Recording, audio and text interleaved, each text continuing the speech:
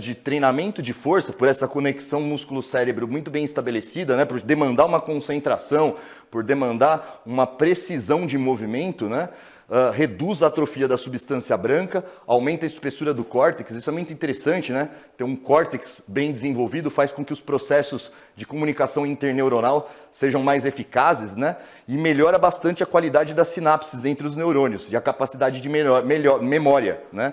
Óbvio que uma intervenção como essa acaba tendo uma melhora cognitiva, né? Melhora do pensar do paciente, a velocidade do processamento de informação, né? Capacidade de interpretar um texto, de fazer palavra cruzada, de resposta, né? Fica muito mais eficaz e otimiza as atividades de vida diária. Aquilo que eu falei, o sentar, levantar, distância de caminhada, coisa que pode ser altamente limitante, por exemplo, no envelhecimento, você consegue manter a viabilidade, a individualidade, né? A dependência do indivíduo. Então ele consegue atravessar a rua num tempo adequado, né? Ele não precisa do favor do motorista ficar parado mais tempo para ele conseguir terminar de atravessar a rua, por exemplo. Então é uma intervenção bastante interessante, particularmente no processo de envelhecimento. Isso é um negócio bem legal também, que eu tento mostrar para os pacientes, não só em relação à perda de massa muscular, que acaba sendo uma angústia grande, mas que eu correlaciono isso bastante com a resposta hormonal, né? Então, se põe num pacote que querem vender, né, para todo mundo, que envelhecer você perde músculo e você perde testosterona. Então sua vida fica uma desgraça, justificando uma intervenção hormonal, né? Depende. A minha resposta é sempre essa, depende. A gente está falando de um sujeito que tem uma doença crônica, ele tem essa situação inflamatória, obesidade, DPOC, ele fuma, ele é hipertenso descontrolado, ele é cardiopata, insuficiência cardíaca, dorme mal, ele tem alguma situação estressora que possa intensificar esse processo de perda? Não.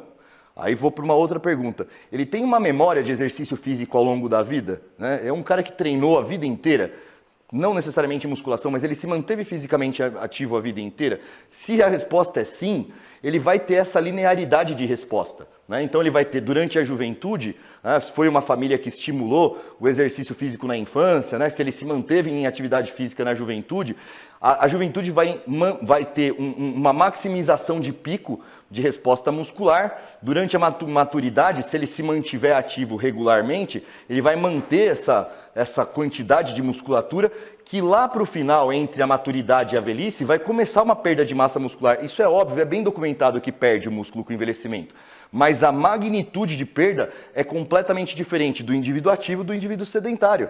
E é completamente diferente se ele vem ativo a vida inteira do que se ele tem ou é intervenção com exercício físico só no envelhecimento. Ele foi inteira a vida negativa, sedentária, e aí você tem uma intervenção só no processo de envelhecimento. É óbvio que a resposta não vai ser a mesma.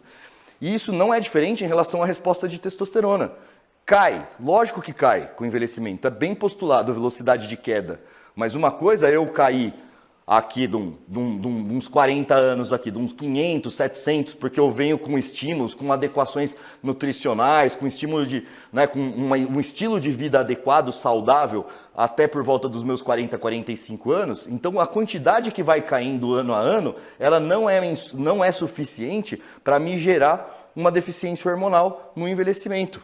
Então não é todo homem idoso que vai ter necessidade de reposição de testosterona. Não é sistematizado isso, né? Não é o envelhecimento que é o determinante, é o envelhecimento patológico que é o determinante. Assim como não é todo o processo de envelhecimento que vai levar à sarcopenia, né? Que vai levar a uma perda de massa magra pronunciada. Então, tendo um estilo de vida saudável ao longo da vida, principalmente, não necessariamente vou chegar em níveis que eu vou precisar ter intervenções mais agressivas do ponto de vista de manter a massa magra.